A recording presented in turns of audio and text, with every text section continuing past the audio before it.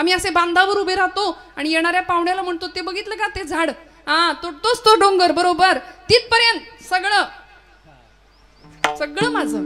ती धरणी माता हसते आपल्यावरती, म्हणते याचा पणजा सुद्धा हेच म्हणायचा की, याचा आजा पण हेच म्हणायचा. अहो पुण्यामध्ये परवा एक गाडी बघितली मोठी, ती गाडी कुठली होती कुणाची होती सांगत नाही, पण मोठी ट्रॅफिक सिग्नलला मोठी गाडी होती. त्या गाडीच्या मागे लिहिलं होतं, भाऊंशी वाकडं स्मशानात लाकडं.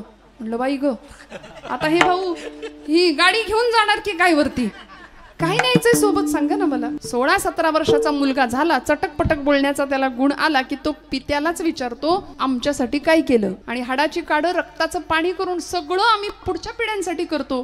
परवा एक आजोबा भेटले, म्हटलं काय झालं एवढी चिंता काय चेहऱ्यावर. म्हणाले काय सांगू अगं पोरी. म्हटलं काय झालं तरी काय. अहो 7 पिढ्या बसून खातील एवढं कमवून ठेवलंय तुम्ही. म्हणाले नेमकं खरंय तुझं, 7 पिढ्या बसून खातील एवढं कमावलं, जिद्दीनी कष्टानी शून्यातनं विश्व निर्माण केलं, पण 8वी पिढी काय खाईल याची चिंता लागली म्हणले मला. दिवसभर आम्ही ही जीभ अनेकांची निंदा करण्यासाठी नाचवतो अक्षरशः. काय मिळतं, शब्द संभल के बोलिये, शब्द के हात ना पाव, एक शब्द हे औषधी तो दुसरा शब्द हे घाव. आणि आमचे शब्द दुसऱ्याच्या हृदयाला व्रण आणि जखमा देण्याकरता आहेत का. आम्ही किती वर्षांचं दुखणं ठेवतो, अमक्यानी मला असं बोलला त्याला बघून घेतो. अरे झाली 25 वर्ष त्या घटनेला. Forgive, forgot and move forward असे 3 शब्द आम्हाला भगवान गोपालकृष्ण देतात. काही गोष्टींना क्षमा केली पाहिजे, काही गोष्टी विसरून गेल्या पाहिजेत आणि पुढे चालत राहिलं पाहिजे. हे ज्याला जमलं त्याला उत्तम जीवन जगता आलं. मांजर पाळली होती घरामध्ये राकांनी बरं का, जिथं मडकी घडवली जातात. कुंभारांच्या घरामध्ये मडकी भाजण्याची जी भट्टी आहे तिला आपण आवा म्हणतो ना. छान उदरनिर्वाह चाललाय, नामचिंतन अखंड चालू आहे. एक दिवस ती मांजर व्यायली, 5 पिल्लं झाली तिला. आणि मांजरीचा स्वभाव असतो ती पिल्लं काही एका जागी ठेवत नाही. मांजरीनं पिल्लं घेतली आणि अशी ओली कच्ची मडकी घडवून तिथं ठेवली होती. त्यातल्या एका मडक्यामध्ये तिने आपली 5ही पिल्लं ठेवली आणि ती गेली निघून. आता नेमका तोच दिवस होता की ती भट्टी पेटवायचा दिवस होता. सगळी मडकी बनवून ठेवली आणि भट्टी पेटणार. आता पेटलेली भट्टी काही लवकर विझत नाही. जसा धूर भट्टीतनं वरती यायला लागला तसं गावात फिरणाऱ्या मांजरीला कळलं नेमकं काय झालंय. माझी लेकरं ठेवली आहेत मी. अहो आईच आहे ना शेवटी. वात्सल्य प्राण्यातलं काय आणि मानवातलं काय. ती धावत आली, त्या आगीच्या दिशेने झेप घ्यायला लागली. राकाला कळे ना, अगं म्हणे आगीत कुठं उड्या मारतेस, बाजूला हो. त्या मांजरीने राकाचे पाय चाटले आणि मालकाला आईची भाषा कळली. काळजात चरकन वेदना झाली आणि बायकोला विचारलं, होय ग या मांजरीने पिल्लं ठेवली होती का ग मडक्यात. ती म्हणली नाही मला नाही ठावजी. मुलीला विचारलं तुला माहितीये का ग. ती म्हणली बाबा मला बी नाही ठावं. 100% म्हणाले या मांजरीची पिलं यातल्या एका मडक्यात गेली आणि मडकं भट्टीत गेलंय. करायचं काय आता. राकात तिथेच बसले, डोळे मिटले आणि पांडुरंगाचं चिंतन सुरू केलं, नामस्मरण सुरू केलं. अखंड चिंतन विठोबाचे. भगवंता तुझं हृदय पडता जड भारी, दासी आठवावा हरी, मग तो येऊन येदी क्षीण आड घाली सुदर्शन. तुझं हृदय योगक्षेमम वहाम्यहम. आता तू तुझा शब्द राख, या मायलेकरांची ताटातूट होऊ द्यायची नाही. राकाने भगवंतांना शब्द दिला, देवा तू तुझा शब्द राख, मी माझा शब्द तुला देतो. जर या भट्टीतनं ही मांजरीची पिल्लं सुखरूप बाहेर आली तर मी घरादारावर तुळशीपत्र ठेवीन, प्रपंच सोडेन आणि पंढरपुरात तुझ्या सेवेसाठी तुझ्या नामासाठी येऊन राहीन. हा भक्ताचा शब्द.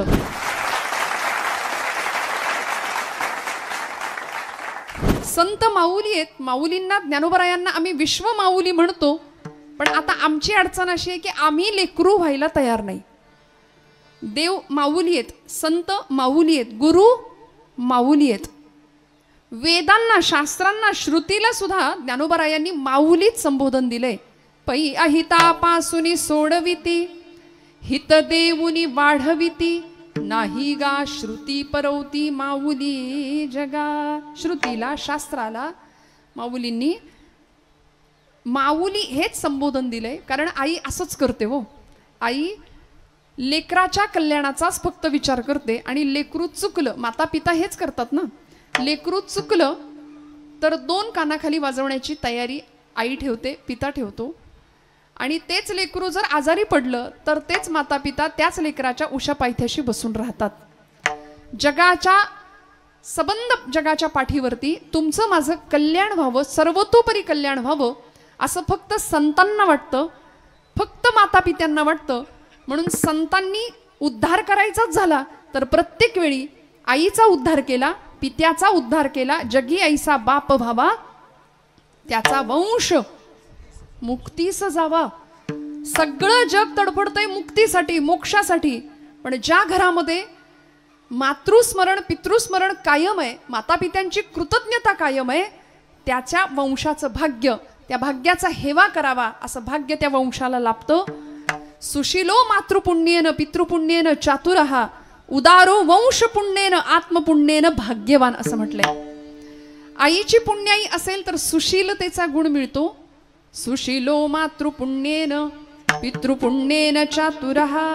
पित्याची पुण्याई असेल तर चतुरता माणूस प्राप्त करतो. उदारो वंशपुण्येन, वंशाची पुण्याई ज्यावेळी असते ना त्यावेळी उदारतेचा गुण आपल्याकडे येतो. आणि आत्मपुण्येन भाग्यवान, मनुष्य भाग्यवान कशाने ठरतो तर स्वतःच्या पुण्याईने, आत्मपुण्येन भाग्यवान. आम्ही सगळे इथं जमलेली मंडळी आहे ना, आम्ही भाग्यवान आहोत. मला असं कायम दादा वाटतं की आपल्या सगळ्यांचं देवानी सिलेक्शन केलंय. हजारो माणसं आहेत पण दादांनी गावं हे त्यांचं सिलेक्शन आहे. मी कीर्तन करावं हे माझं देवानी केलेलं सिलेक्शन आहे असं मी समजते. खूप कृपा लागते अखिल जन्मांची. या मृदंगातनं नाद सुंदर निघावा देवाला आवडेल असा हे त्यांनी त्यांचं केलेलं सिलेक्शन आहे, त्यांनी निवड केली आहे. नाहीतर डोंगरे शास्त्रीजींचं विधान मी बऱ्याचदा कीर्तनात सांगत असते. ते म्हणायचे कथा केली आहे कीर्तन केली जाने की हमारी औकात क्या है. पहिल्याच दिवशी हा शब्द वापरायचे ते, तरी पण 7 दिवस भरपूर लोक यायची, गर्दी करायची. कथा के लिए जाने की हमारी औकात क्या है, कथा के लिए वो जाते हैं जिनको बाके बिहारी बुलाते हैं. तिकडून बोलावणं यावं लागतं. आपण सर्वसामान्य जीव आहोत मंडळी. आपण प्रपंचातली कर्म सोडू शकत नाही. सगळे व्यवहार आपल्याला प्रपंचातले व्यवहारातले भौतिकातले करावे लागतात. इथं आलोय ना आपण, मग इथं आल्यानंतर सगळी कर्म उत्तम केली पाहिजेत. प्रपंच सोडून देवदेव करा असं कुठल्याच संतांनी सांगितलं नाही. उत्तम प्रपंच संतांनी सांभाळले आणि उत्तम असा परमार्थ सुद्धा करून दाखवला. मग आम्ही कर्माच्या बाबतीत जर आम्ही श्रीमंत ठरलो म्हणजे काय, आमचं कर्म असं असावं की ज्यामुळे आजूबाजूचा परिवार आमच्यासाठी वेडा होईल. तुम्ही ये म्हणून, तुम्ही आहात हाय म्हणून, बरं याच्याशिवाय आमचं पान हलत नाही म्हणून. असं कोणीतरी असतं बघा घरात, एक कर्ता पुरुष असतो, त्याच्याशिवाय घर हलूच शकत नाही, घराचा कणा असतो तो. गावामध्ये असा कोणीतरी दादा असतो, गावामध्ये असं कोणीतरी एक नेतृत्व असतं की त्यांच्याशिवाय गावाचं काही चालत नाही, नाही का.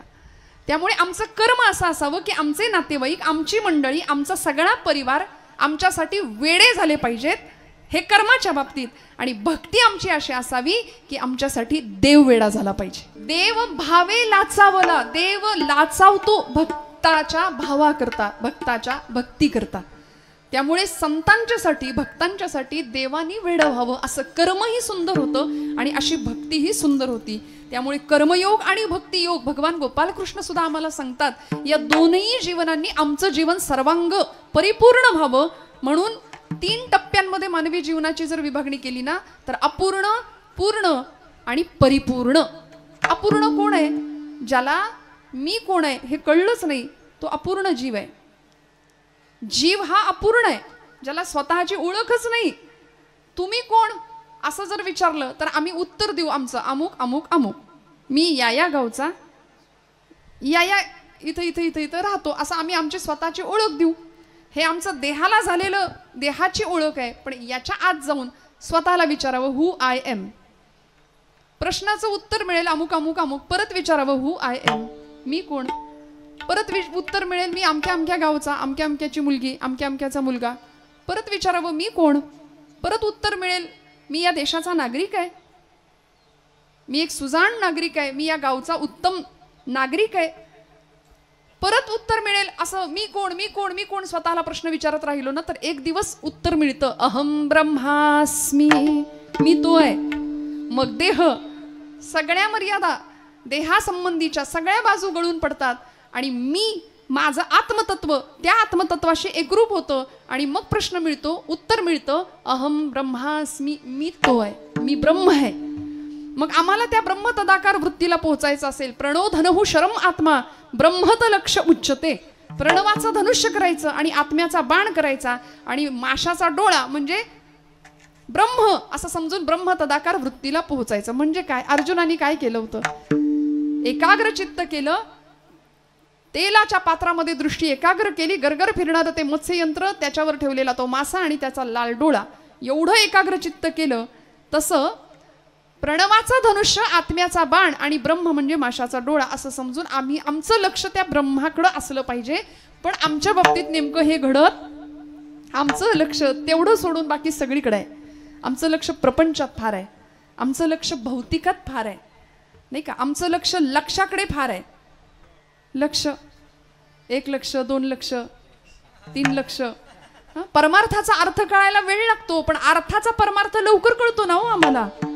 त्यामुळे नको तिकडे आमचं. म्हणून तुकोबरायांचं विधान, जोडोनिया धन उत्तम व्यवहारे उदास विचारे वेच करी. पण आम्ही दुसरं वाक्य बघत पण नाही तिकडं. आम्ही पहिलं वाक्य फार सिरियसली घेतो. जोडोनिया धन उत्तम व्यवहारे, फार सिरियसली पहिल्या वाक्याचा विचार करतो. महाराजांनी सांगितलंय जमवा जमवा, फक्त जमवा, पहिला पै गाठी मारा, सगळा पैसा सेविंग, एकदम उत्तम बँक बॅलन्स. सगळं झाल्यानंतर एक दिवस, जुन्या माणसांची म्हण आहे बघा, उष्ट्या हातानं कावळा सुद्धा कधी हाकलला नाही यांनी. ना देवाचा ना देशाचा ना धर्माचा विचार, सगळं एक दिवस इथंच राहतं आणि एक दिवस सगळं सोडून आम्हाला इथून निघून जावं लागतं. काही नेता येत नाही. लाख कमाओ हिरा चांदी सोना मोती, लेकिन कफन को कभी जेब नाही होती. असतं का? खिसा असतो त्याला काही भरून नेता येतं? नाही नेता येत. सगळं इथं राहतं. माऊलींच्या ओव्या या संदर्भातल्या आपल्याला माहितीये, गीतेचे श्लोक आपल्याला माहितीये. वासंसे जीर्णानी यथा विहाय नवानी गृह्णाती नरोपराणी. जैसे जीर्ण वस्त्र सांडिजे मग नूतन वेढीजे, तैसे देहांतराते स्वीकारिजे चैतन्यनाथे. काय स्वीकारायचं नेमकं? इथं येऊन संतांनी काय मिळवलं? या उपाधी माझी गुप्त, चैतन्य असे सर्वत्र, ते तत्वज्ञ आणि संत स्वीकारिते.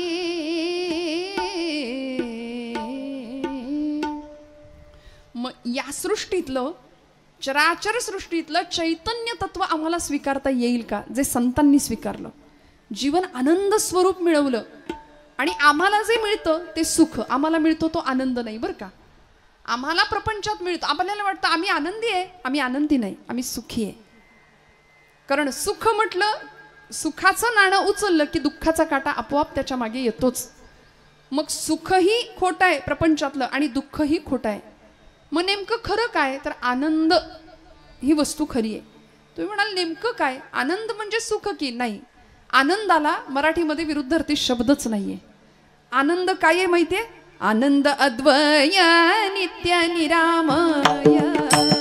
आनंद अद्वय नित्य निरामय. आनंद अद्वय नित्य निरामय. आनंद अद्वय नित्य निरामय. आनंद अद्वय नित्य निरामय. आनंद अद्वय नित्य निरामय. आनंद अद्वय नित्य निरामय. आनंद अद्वय नित्य निरामय. जे का निज ध्येय योगियांचे, जे का निज ध्येय योगियांचे, ते समचरण साजिरे विटेवरी. जय हो. ते समचरण साजिरे विटेवरी.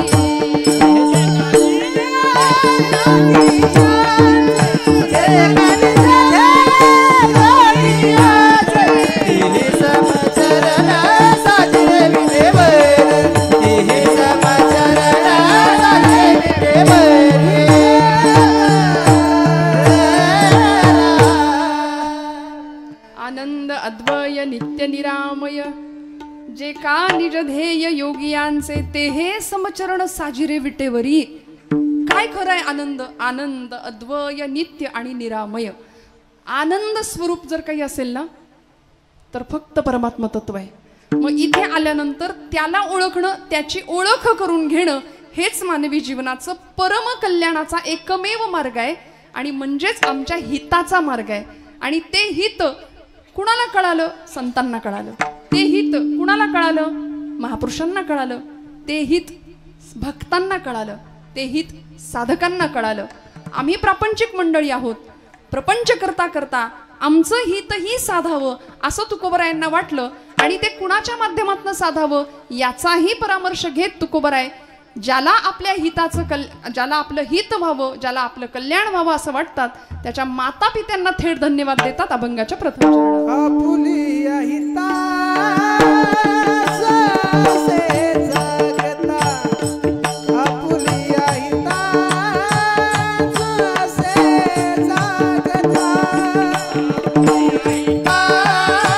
जसे जगता, आपुलिया हिता जसे जगता, आपुलिया हिता जसे जगता, आपुलिया हिता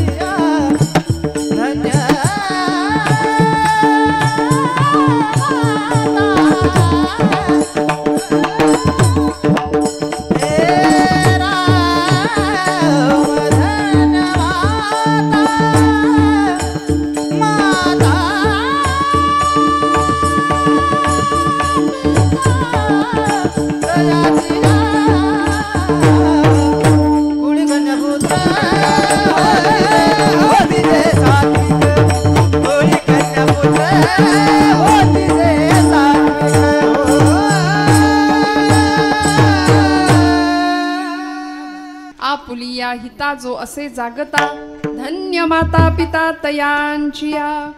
तुकोबरायांनी धन्यता दिली कुणाला? धन्य माता पिता तयांचिया. भारतीय संस्कृतीने उद्घोष केला असेल तर तो मातेचा आणि पित्याचा कायम. म्हणून तर पहिला नमस्कार मातृदेवो भव, पितृदेवो भव, आचार्य देवो भव, राष्ट्रदेवो भव. पहिला नमस्कार आईला, दुसरा नमस्कार पित्याला आहे. म्हणून मी खरं सांगते, ज्या घरामध्ये माता पित्यांना नमस्कार करून पिढी बाहेर पडते ना, ती जीवनामध्ये यशस्वी झाल्याशिवाय राहत नाही. त्यामुळे घरामध्ये माता पिता असावेत, असले तर त्यांचा योग्य सन्मान राखला जावा. हे संस्कार ज्या कुळामध्ये ज्या घरामध्ये घडतात, तुकोबराय म्हणतात ती मंडळी, ती भक्त किंवा ते साधक स्वतःच्या हिताच्या ठिकाणी जागे असतातच. आणि ज्यांना स्वतःचं हित कळावं, कारण आईला आणि पित्यालाच हिताचा कळवळा असतो बरं का. म्हणून बघा, आईची तुलना प्रत्येक वेळी संतांशीच केली. लेकुराचे हित वाहे माऊलीचे चित्त. तुकोबराय म्हणतात आई आणि संत माझ्यासाठी समान आहेत. ज्ञानोबरायांना विश्व माऊली अशी उपाधी दिली ना. ज्ञानराज माझी योग्यांची माऊली, जिणे निगमवल्ली प्रगट केली. ज्ञानाबाई माझी अनाथांची माय. संतांकडे आई म्हणून लोकांनी पाहिलं. आळंदीला गेलो, माझी माऊली म्हणून आपण समाधीला कवटाळतो, समाधीला स्पर्श करतो, आईची भेट झाल्यासारखं वाटतं आईची. आणि खरं आहे, ज्याला आई नाही, ज्याला पिता नाही ना, त्याला ज्ञानोबा आहेत आणि तुकोबरा आहेत असं समजावं. ज्याला आई नाही त्यांनी माऊलींच्याकडे डोकं टेकवावं, ज्याला पिता नाही त्यांनी तुकोबरायांच्या चरणावर डोकं टेकवावं. दोन्हीचा लाभ मिळेल. दोघांच्या असण्याची अनुभूती आपल्या आयुष्यात आल्याशिवाय राहणार नाही. त्यामुळे आईची कमतरता भरून संतांनी काढली आणि संतांनी आम्हाला प्रत्येक वेळी माता पित्यांचं तुमच्या माझ्या जीवनामध्ये असलेलं अविभाज्य असं स्थान किती महत्वाचं आहे हे वेळोवेळी पटवून दिलं. धन्य माता पिता तयांचिया. हिताच्या ठिकाणी जो जागा आहे त्याला धन्यता दिली का हो? त्याला तर दिलीच, पण त्याच्या माता पित्याला धन्यता दिली. या जगामध्ये स्वतःची प्रगती, जगाची प्रगती ज्यांनी केली ना, ती सगळी मंडळी आई वेळी होती. प्रत्येक महापुरुष मोठा झाला तो त्यांच्या आईमुळे, तो त्यांच्या पित्यामुळे. आई वडिलांविषयी ज्यांनी ज्यांनी कृतज्ञता बाळगली ती मंडळी खऱ्या अर्थाने मोठी झाली. श्रोते हो, ज्याला स्वतःचं हित कळलं, आपुलिया हिता जो असे जागता. जागत शब्द वापरताना तुकोबरायांना काय अनस्यूत असावं, काय संतांचं म्हणणं असावं. समाज झोपलेला आहे का? तुम्ही सगळे जागे आहात, मी जागे, आपण सगळे जागे आहे. मग ही कुठली झोप आहे की ज्या झोपेबद्दल संतांनी विधानं केली? आपण तर जागे आहे, हिताच्या ठिकाणी जागे की आपल्याला आपलं हित कळतं ना? कळतं की नाही? हो म्हणा, कळतं ना? आपल्याला आपलं हित कळतं. आपलं हित असंच आहे, 4-2 एकर मस्त जमीन घ्यायची, मस्त बँक बॅलन्स वाढवायचा, उत्तम लेकरा बाळांच्यासाठी पुढच्या भविष्याची तजवीज करून ठेवायची आणि नातवंडांचं पंतवंडांचं तोंड बघून सुखानं इथून निरोप घ्यायचा. याच्यात आपलं हित आहे असं आपल्याला वाटतं. माऊलींना विचारावं, ज्ञानोबराय तुमचं काय हो? तुम्ही कुठे एकरभर जमीन केली आहे का बुक? तुम्ही कुठं काही सातबाराचा उतारा आहे का तुमच्या नावावर? ज्ञानोबराय उत्तर देतात, माझं असं काहीच नाही. हे विश्वची माझे घर, ऐसी मती जयाची स्थिर, किंबहुना चराचर आपणची झाला. म्हणून आज 750-700 वर्षानंतर सुद्धा तुमच्या माझ्या घरामध्ये आपल्या पणजोबाचा, खापर पणजोबाचा किंवा पूर्वजांचा फोटो नसेल, पण ज्ञानराजांचा फोटो, तुकोबांचा फोटो नक्की सापडेल. कारण सगळं जग माझं आहे ही भावना, याला म्हणायचं आपल्या बरोबर जगाचंही हित करणं. बरं का, आम्ही फक्त आमच्या हिताचा विचार करतो. परोपकाराय सताम विभूतया, संतांना का म्हटलं? करणं, दुसऱ्यावर उपकार करणं हीच त्यांची लक्षणं होती ना. आपल्या बरोबर जगाचं कल्याण व्हावं हा एकमात्र कल्याणाचा विचार, शाश्वत कल्याण. आणि तो दादागिरी करून नाही, दंडवत घालूनच केलाय. सकलांच्या पाया माझा दंडवत, आपुलाले चित्त शुद्ध करा. चित्तशुद्धीची, मनशुद्धीची कामना प्रचंड प्रामाणिकपणे दंडवत घालून जगाच्या चरणावर नम्रपणे प्रार्थना केली की अरे बाबा रे, स्वतःचं हित साधा, हित साधा. का? कारण सगळीकडे घनदाट असा अंधकार आहे. कशाचा? अज्ञानाचा आहे, अहंकाराचा आहे. मग उजेड व्हायचा असेल सगळीकडे तर कशामुळे होईल?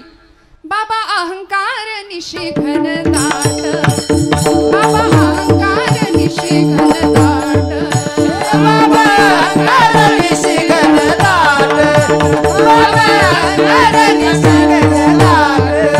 गुरु वचने फुटली पहाट, गुरु वचने फुटली पहाट, गुरु वचने फुटली पहाट, गुरु वचने फुटली पहाट. माता भक्ती भेटली बरवंत, माता भक्ती भेटली बरवंत, माता भक्ती भेटली बरवंत, माता भक्ती भेटली बरवंत. तिने मार्ग दाविला चोखटगा, तिने मार्ग दाविला चोखटगा. नरहरी रामा गोविंदा वासुदेवा, नरहरी रामा गोविंदा वासुदेवा. तिने मार्ग दाविला चोखटगा, तिने मार्ग दाविला चोखटगा. नरहरी रामा गोविंदा वासुदेवा, नरहरी रामा गोविंदा वासुदेवा, गोविंदा वासुदेवा. सगळ्या संतांनी जाग करण्याचं काम केलं आम्हाला. उठा जागे भारे आता, स्मरण करा पंढरीनाथा. म्हणजे काय, आम्ही झोपलो होतो का? नाही. देहाच्या झोपेबद्दल नाही, आमच्या मनाला वर्षानुवर्ष आलेली मरगळ ती दूर व्हावी. 16वं शतक तुकोबरायांनी हा प्रयत्न केला की आता भक्ती करण्याकरता तर जागे राहाच, आत्मकल्याणाकरता जागे राहाच, पण जनकल्याण व्हावं याकरता अनेक प्रकारच्या लुटारूंची आक्रमण आपल्यावरती होत आहेत. आता सावध व्हा. आता जागा रे बाईनो जागा, आता जागा रे बाईनो जागा, आता जागा रे बाईनो जागा, आता जागा रे बाईनो जागा, आता जागा रे बाईनो जागा, आता जागा रे बाईनो जागा, आता जागा रे बाईनो जागा, आता जागा रे बाईनो जागा. चोर निचला, चोर निचला, चोर निचला, नाडूनी भागा रे. आता जागा रे बाईनो जागा, आता जागा रे बाईनो जागा, जागा जागा.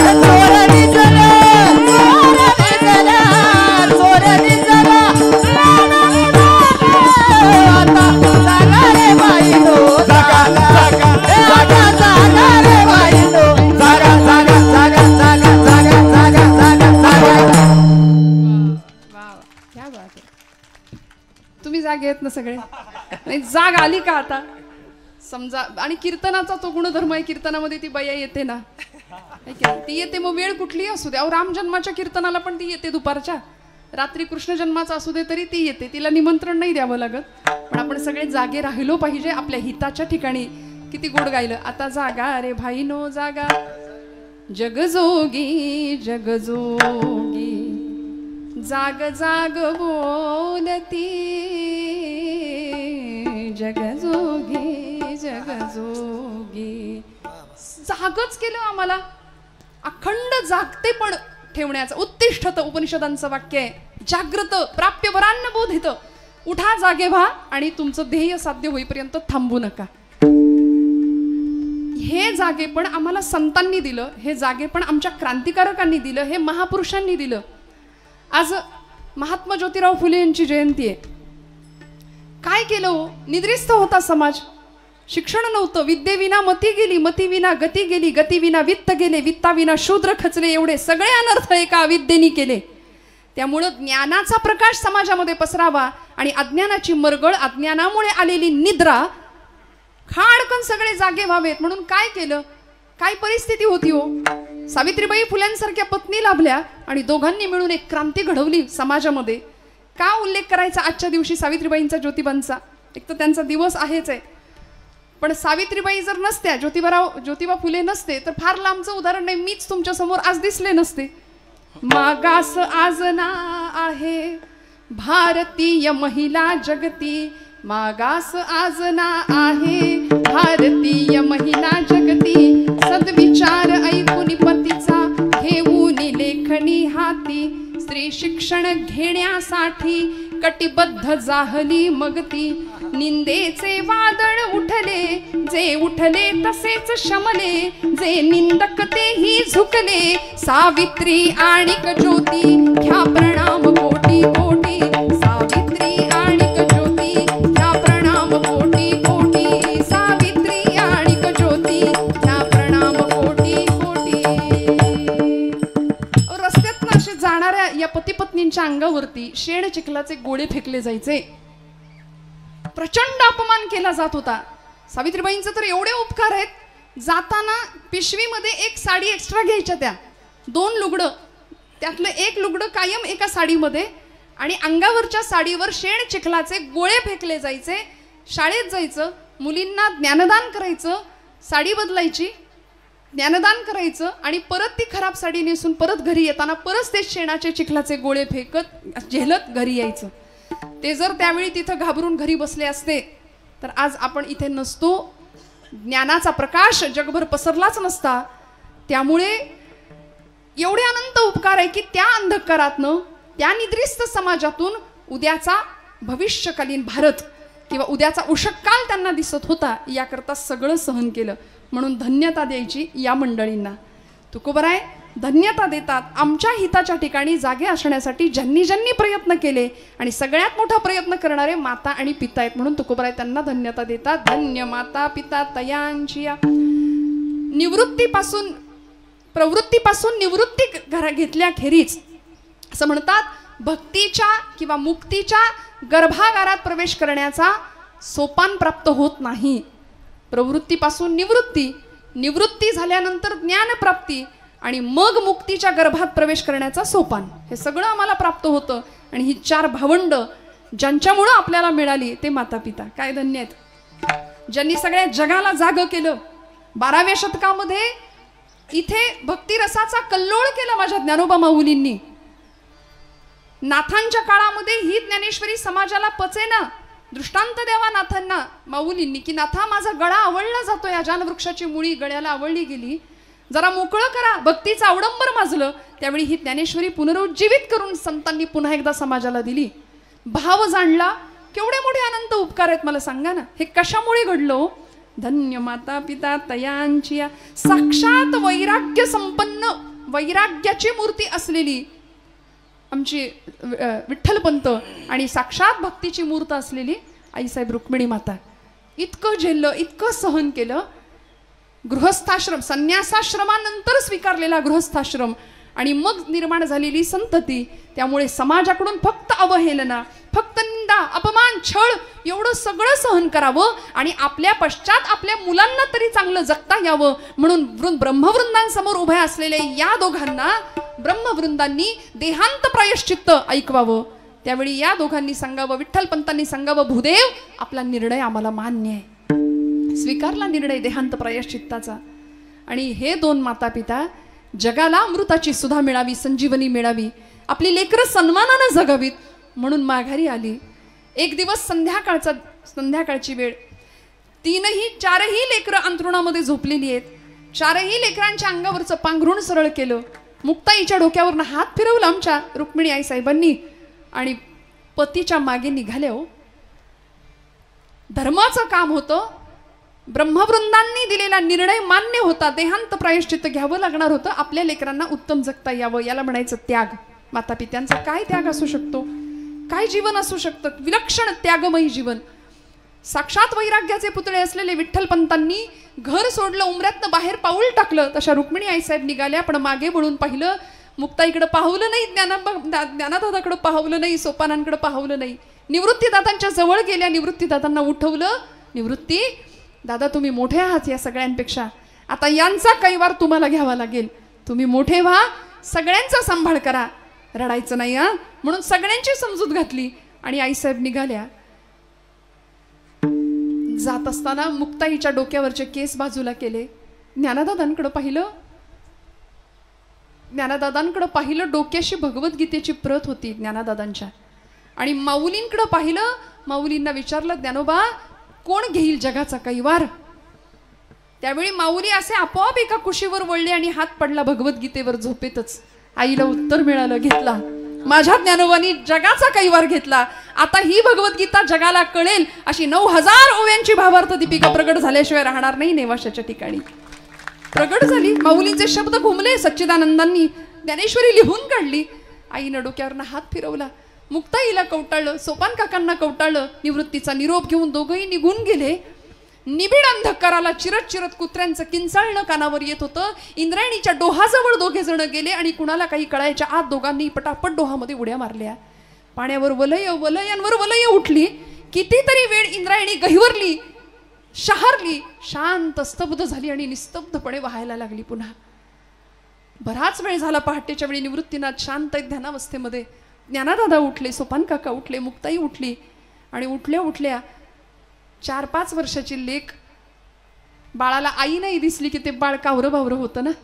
आई कुठे आहे, दादा दादा आई कुठे आहे म्हणून डोळे चोळत परकर पोलक्यातली आमच्या मुक्ताई आई साहेब बाहेर आल्या आणि निवृत्ती दादांना सांगायला लागल्या, दादा आई कुठे आहे, सांगणार आहे, आई कुठे आहे. निवृत्ती दादा सांगतायत. जवळ घेतलं का, डोक्यावरनं हात फिरवला. म्हणाले, मुक्ते आई देवाघरी गेली ग, आई देवाघरी गेली. दादा अरे ती तर रोजच जाते, आत्ता येईल. सिद्धेश्वराला गेली असेल, तिकडे प्रदक्षिणा घालेल अश्वत्थ वृक्षाला आणि लगेच येईल. मुक्ते आई कधीच नाही येण्याकरता गेली आहे बाळा. मुक्ताई आई साहेबांनी विचारावं, दादा आई कधीच नाही येणार, मग तुम्हाला आई कुठली हो, तुम्हाला आई कुठली आता.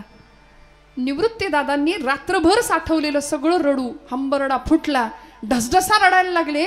आणि या तीनही भावंडांना आपल्या जवळ घेतलं आणि मुक्ताईला सांगतात, मुक्ता आजपासून तू माझी आई. म्हणून मुक्ता नाही मुक्ताई, मुक्ते नाही मुक्ताई, ब्रह्मचित्कला आदिशक्ती. मुक्ताबाई नमो त्रिभुवन पावनी, नमो त्रिभुवन पावनी, नमो त्रिभुवन पावनी, आद्यत्रय जननी देवाची, आद्यत्रय जननी देवाची. नमो ज्ञानेश्वरा, नमो ज्ञानेश्वरा, निवृत्ती उदारा सोपान देवा. मुक्ताबाई नमो त्रिभुवन पावनी, आद्यत्रय जननी देवांची. म्हणून जगाची जननी झाली ना ती माई झाली. का धन्यवाद द्यायचे माता पित्यांना की ही लेकरं अशी घडवली, असा जीवनाचा इतका सुंदर प्रवास या मुलांच्याकडून करवून घेतला.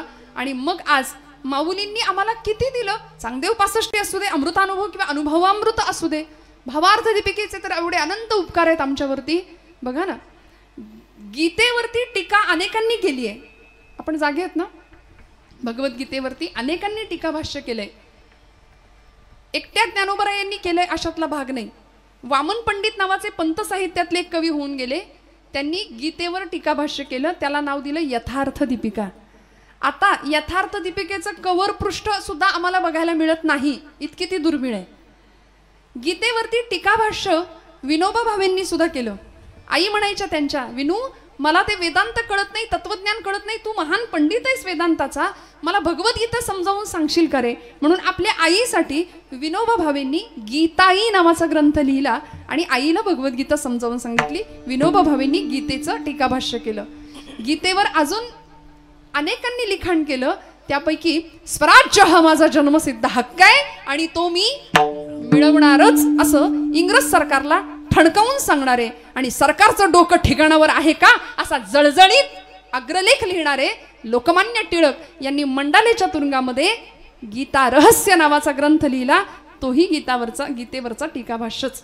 मग या सगळ्यांमध्ये माझ्या ज्ञानोबा माऊलींची ज्ञानेश्वरी महाराष्ट्र सारस्वताने आणि महाराष्ट्र संस्कृतीने गाभाऱ्यात आणि डोक्यावर का घेतली याचं एकच उत्तर आहे. माऊलींनी गीतेवर टीका केली, टीकाभाष्य केलं, 9000 ओव्यांमध्ये त्याला नाव दिलं भावार्थ दीपिका. कारण ज्ञानोबरायांनी भाव जाणला. म्हणून मी नेहमी असं सांगते, ज्ञानेश्वरी हातात घेतली ना मंडळी आपण, की जणू काही आपण आईच्या मांडीवर बसलोय असा अनुभव घ्यावा. ज्ञानेश्वरीचं एक एक पान इतक्या हळुवारपणे ओलांडावं, उलगडावं. कुठल्याही पुस्तकाला जसं हाताळतो तसं ग्रंथांना कधीच हाताळू नये. इतका आनंद मिळेल ना. आई आहे ना, ती मांडीवर घ्यायला बसलीये. आमची अडचण आहे, मगाशी मी म्हटलं आम्ही लेकरू व्हायला तयार नाही. अहंता आणि ममता या दोन गोष्टींनी आमच्या जीवनाच्या दुःखाला या दोन गोष्टी कायम कारणीभूत ठरल्या. आम्ही असे बांधावर उभे राहतो आणि येणाऱ्या पाहुण्याला म्हणतो, ते बघितलं का ते झाड, हा तोच तो डोंगर, बरोबर तिथपर्यंत सगळं माझं. ती धरणी माता हसते आपल्यावरती, म्हणते याचा पणजा सुद्धा हेच म्हणायचा की, याचा आजा पण हेच म्हणायचा. अहो पुण्यामध्ये परवा एक गाडी बघितली मोठी, ती गाडी कुठली होती कुणाची होती सांगत नाही, पण मोठी ट्रॅफिक सिग्नलला मोठी गाडी होती. त्या गाडीच्या मागे लिहिलं होतं भाऊंशी वाकडं स्मशानात लाकडं. म्हणलं बाई ग, आता हे भाऊ ही गाडी घेऊन जाणार की काय वरती, काय न्यायचंय सोबत सांगा ना मला.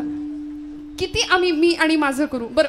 प्रपंच उत्तम करायचा सगळी कर्तव्य, पण तुमचं माझं हित जर साधायचं असेल ना, तर त्याकरता एकच मार्ग आहे, एकच मार्ग. कुठला मार्ग? अभंगाचं 3रं चरण आहे. गीता भागवत करीती श्रवण,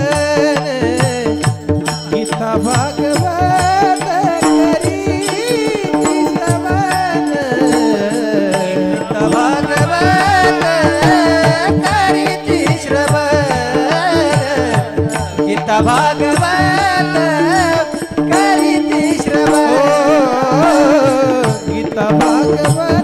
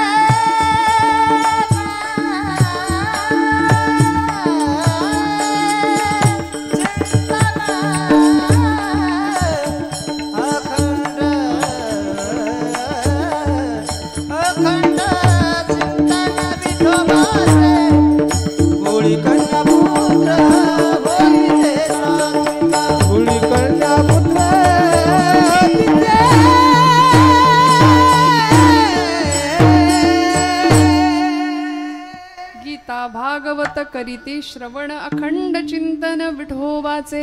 हिताचा मार्ग तुकोबरायांनी सांगितला. स्वतःच्या हिताच्या ठिकाणी जागा राहायचं असेल तर ग्रंथ जवळ घेऊया, संतांना जवळ करूया. संघाचा रंग मनाला लागतो असा, मनाचा उत्तम रंग देईल असा संघ करूया. संतांचा संघ, उत्तम चिंतन, अखंड चिंतन विठोबाचे. आम्ही चिंतन नाही, आम्ही चिंता जास्त करतो. चिंतन आणि चिंतेमध्ये फरक आहे ना. आम्ही आणि महिला वर्ग तर जरा जास्तच चिंता करतो आमची. खरं आहे की नाही? फार चिंता. आल्या गेल्याचं बघा, रांधा वाडा उष्टी काढा, सगळ्यांचं करा. आणि केलं कोणीच म्हणत नाही. किती करा, केलं म्हणतं का कोणी? ब्रह्मचैतन्य गोंदवलेकर महाराज आमचे सांगतात, तुम्ही प्रपंचासाठी कितीही करा, केलं कुणीच म्हणणार नाही. 16-17 वर्षाचा मुलगा झाला, चटकपटक बोलण्याचा त्याला गुण आला की तो पित्यालाच विचारतो, आमच्यासाठी काय केलं? आमच्यासाठी काय केलं? तुम्ही काय करून ठेवलं? आणि हाडाची काढं रक्ताचं पाणी करून सगळं आम्ही पुढच्या पिढ्यांसाठी करतो. परवा एक आजोबा भेटले, म्हटलं काय झालं, एवढी चिंता काय चेहऱ्यावर?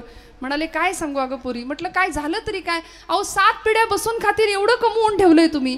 म्हणाले नेमकं खरंय तुझं. 7 पिढ्या बसून खातील एवढं कमावलं, जिद्दीनी कष्टानी शून्यातनं विश्व निर्माण केलं, पण 8वी पिढी काय खाईल याची चिंता लागली म्हणले मला. मनुष्य कशाची चिंता करतो बर? चिंता चिता समायुक्ता बिंदू मात्रम विशेषतः निर्जीवम दहते चिता सजीवम दहते चिंता. निर्जीव माणसाला जाळण्याचं काम चिता करते आणि सजीव माणसाला कायम जाळत असते ती चिंता. म्हणून खरं सांगू, चिंतन करावं, चिंता नाही. चिंता चितेकडे घेऊन जाईल, चिंतन चैतन्याकडे घेऊन जाईल. त्यामुळे अशी चिंता करावी ज्याच्यामुळे तो चिंतामणी आपल्यावर प्रसन्न होईल आणि आपल्या इच्छित मनोकामना पूर्ण करेल. जीवनातली सगळी चिंता दूर करणारा चिंतामणी पांडुरंग परमात्मा तुकोबरायांना भेटला होता. म्हणून जिजाई साहेबांना सारखे म्हणायचे, आवले काळजी करू नको ग, अजिबात चिंता करू नको ग. कसली काळजी करते? ज्यानं चोच दिली तो चारा देणारच आहे नव, कशा पायी काळजी करतेस? अहो काळजी नव्हती, चिंता नव्हती. देणारा तो आहे, नेणारा सुद्धा तोच आहे, देवविता तोच आहे. म्हणून तर गोरोबा काका आमचे उत्तम प्रकारे उदरनिर्वाह करतायत, नामस्मरण भक्ती उत्तम करतायत. पण करत असताना सुद्धा तुझे रूप चित्ती राहू, मुखी तुझे नाम, देह प्रपंचाचा दास, सुखे करो काम, सुखे करो काम.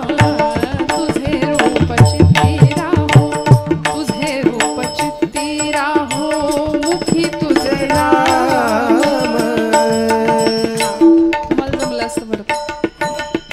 काय केलं? अखंड भगवंताचं नाम, भगवंताचं गुण, भगवंताचे रूप अखंड स्मरण केलं. अखंड चिंतन विठोबाचे. पुढचं लेकरू कधी पायाशी आलं चिखल तुडवताना कळलं नाही. आणि इतके रममाण झाले होते, इतके रममाण. पांडुरंग पांडुरंग पांडुरंग पांडुरंग, अखंड नामस्मरण. लेकरू पायाशी आलेलं सुद्धा कळालं नाही. इतकं देहभान. असो ऐसा कोठे आठवचे नाही, देहीच विदेही भोगू दशा. या अवस्थेला पोहोचलेले आमचे संत महात्मे. पण ज्यावेळी कळावं, ज्यावेळी पत्नीला कळावं, त्यावेळी घेतला ना कैवार पांडुरंग परमात्म्याने. दिलं मूल तर दिलंच, सर्वार्थाने उद्धार केला. आणि एवढी सत्ता हातात दिली गोरोबा काकांच्या की संप्रदायातल्या सगळ्या संतांना, संतांची परीक्षा घेण्याचं सामर्थ्य काकांकडे होतं. सगळे संत किती मोठे आहेत. ज्ञानोबरायांच्या डोक्यावर थापटणं आपटावं लागलं गोरोबा काकांना. नामदेवांच्या निमित्ताने ज्यावेळी नामदेव महाराज कीर्तन करतायत, कुणीच नमस्कार करेना, त्यावेळी आमच्या ब्रह्मचित्काला आईसाहेब मुक्ताबाई म्हणतात, अरे अरे अरे नाम्या कच्चा रे कच्चा. सगळे त्याला नमस्कार करतायत, पण त्याला वाटतंय मीच मोठा. सर्वाभूती परमात्म तत्व हे फक्त बोलण्यापुरतं ठीक आहे, पण अनुभवाच्या पातळीवर कुठं जाणलंय, कुठं जाणलंय? आम्हालाही सगळीकडे देव आहे असं फक्त आपण बोलतो, पण अनुभव शून्य आमचं तत्वज्ञान. त्यामुळे नामदेवांच्या कीर्तनानंतर आईसाहेबांची कळकळ बघितली आणि ज्ञानादादांना सांगितलं, आता काकांना पाचारण करा.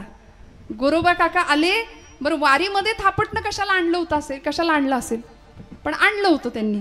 सगळ्यांच्या डोक्यावर थापटणं आपटलं. ज्ञानोबांच्या डोक्यावर, निवृत्तीनाथांच्या, कुणी काही प्रतिक्रिया नाही, शांत. निवृत्तीनाथ एकदम शांत, ज्ञानादादा एकदम शांत, सोपान काकांच्या डोक्यावर एकदम शांत. इथं अमृताची संजीवनी उतू चालली आहे म्हणाले या सगळ्यांच्या अंतरंगामध्ये.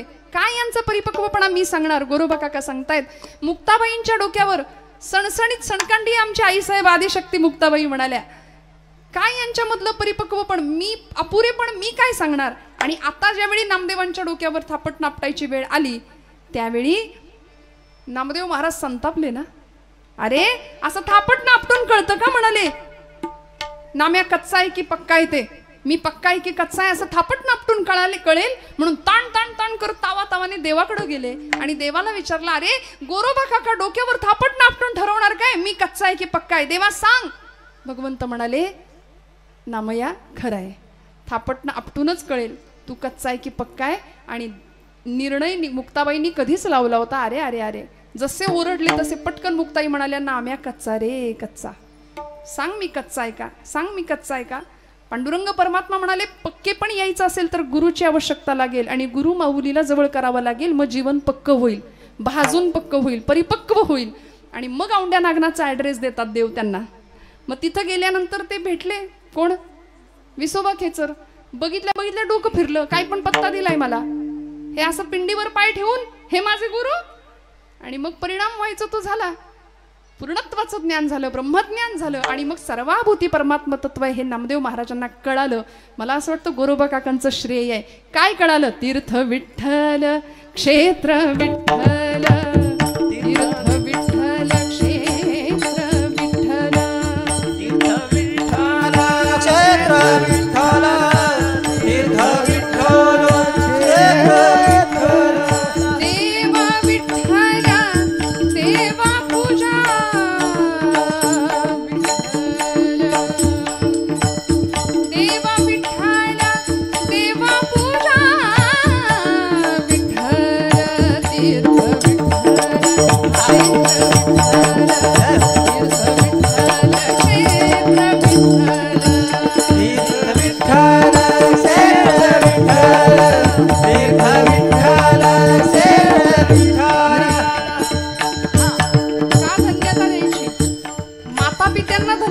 तीर्थ ऐका नामदेव महाराजांचा अभंग.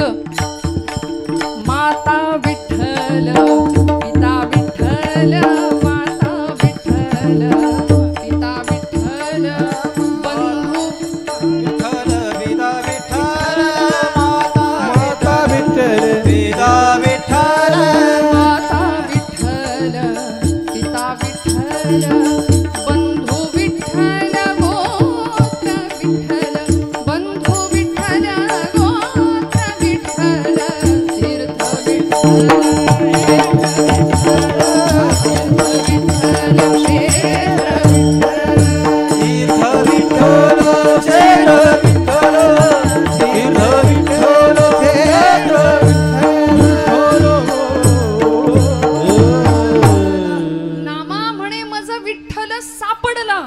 असा देव सापडणं सोपं आहे का. पण ज्यावेळी आईच्या पायाकडे पाहिलं विठ्ठल सापडला, ज्यावेळी बापाच्या चरणात पाहिलं विठ्ठल सापडला. आज आमच्या तरुण पोरांना सांगावं लागेल की तिथं विठ्ठल दिसेल. परमेश्वराने इमर्जन्सी ॲड्रेसच दिलाय त्याचा.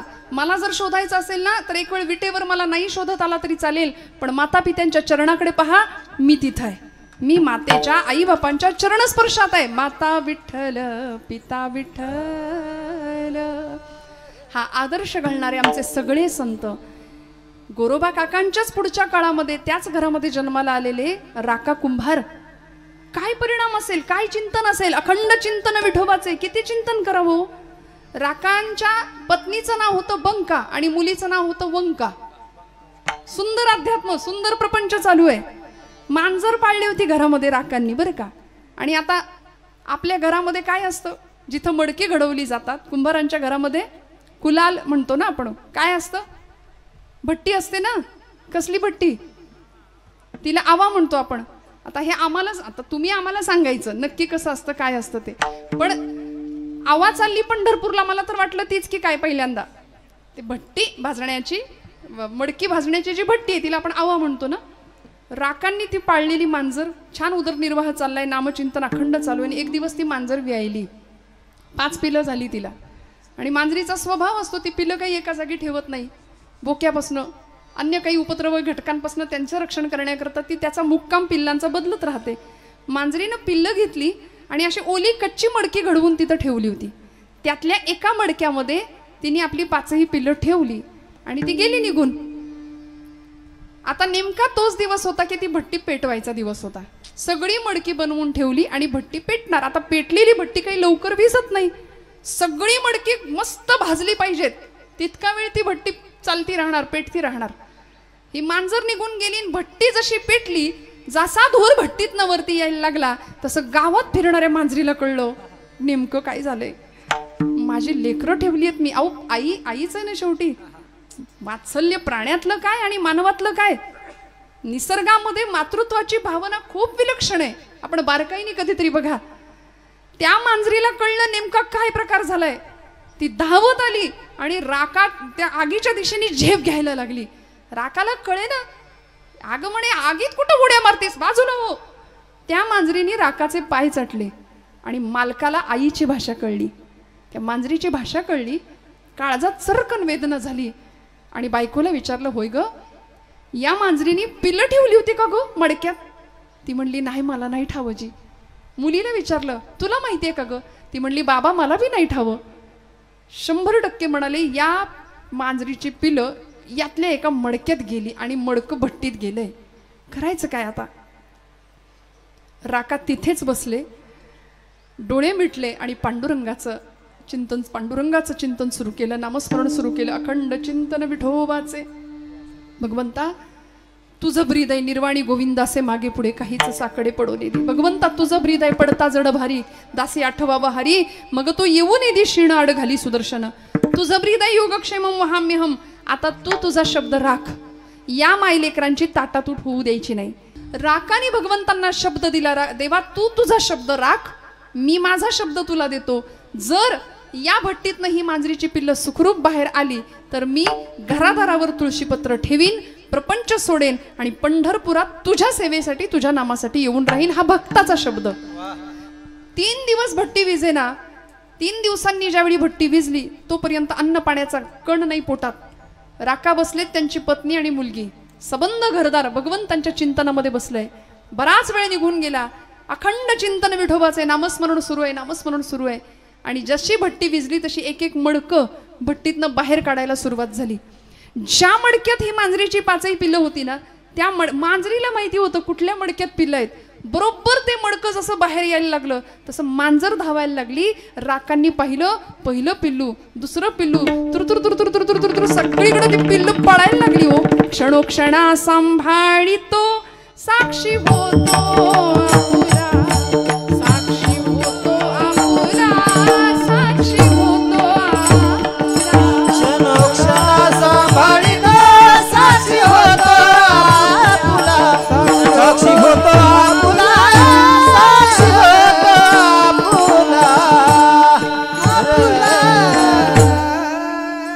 प्रत्येक क्षणाला सांभाळणारा तो परमात्मा आहे ना.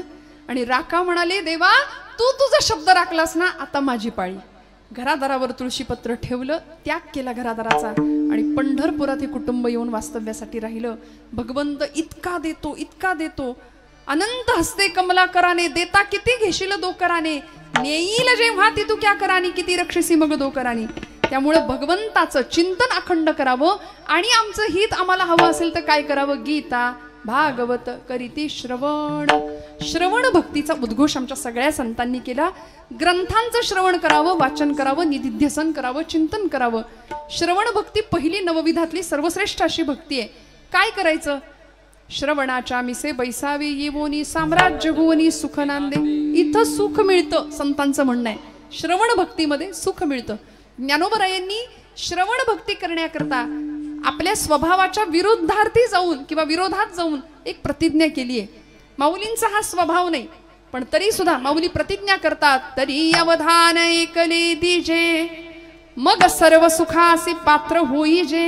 हे प्रतिज्ञोत्तर माझे उघड ऐका. माऊली प्रतिज्ञा घेऊन सांगतात की तुम्हाला सुख जर हवं असेल ना, श्रवणाच्या मिसे बैसावे येवोनी, श्रवणाच्या मिसे बैसावे येवोनी, श्रवणाच्या मिसे बैसावे येवोनी, साम्राज्य भुवनी सुखी नांदे, साम्राज्य भुवनी सुखी नांदे, साम्राज्य भुवनी सुखी नांदे. श्रवणा श्रवणाच्या मिसे पैसावे येऊनी, श्रवण भक्तीच्या माध्यमातून आम्हाला सुख प्राप्त होईल. अजून काय? गीता भागवत करीती श्रवण. एकंदर 4 गकारांचा छंद माणसाला लागावा असं शास्त्र सांगतं.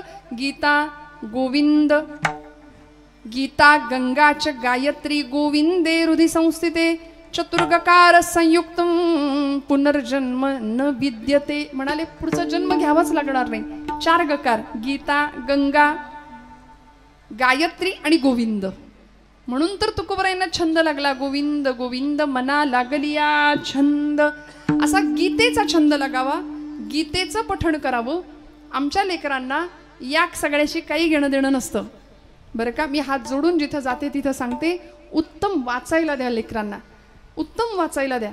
श्यामच्या आईचं पुस्तक आता बघायला मिळत नाही. श्यामची आई घरात एखादं फर्निचर नसलं तरी चालेल, पण 5-50 रुपयाची पुस्तकं ठेवा पोरांना वाचायला.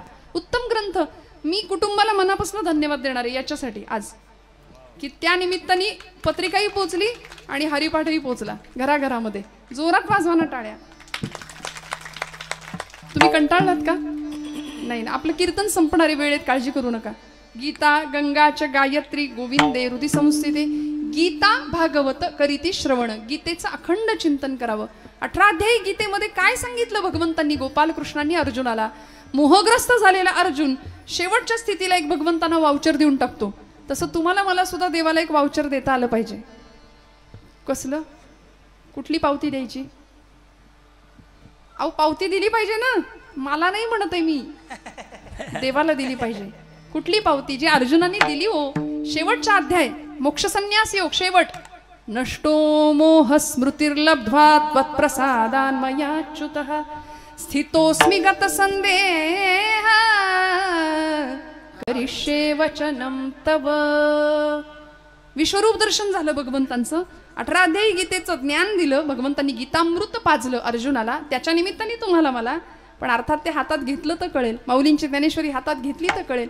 परिणाम काय झाला? शेवटच्या अध्यायामध्ये भगवंतांना अर्जुन सांगतात, आता शस्त्रधारी झालो मी, पुन्हा एकदा हातात शस्त्र धरतो आणि माझा मोह संपला. नष्टो मोह स्मृतिर्लब्ध्वा त्वत्प्रसादान्मयाच्युत. तुझ्या प्रसादामुळे माझा मोह संपला. आता सगळा संदेह संपला देवा. आता करिष्ये वचनम तव. तू म्हणशील तसंच घडेल.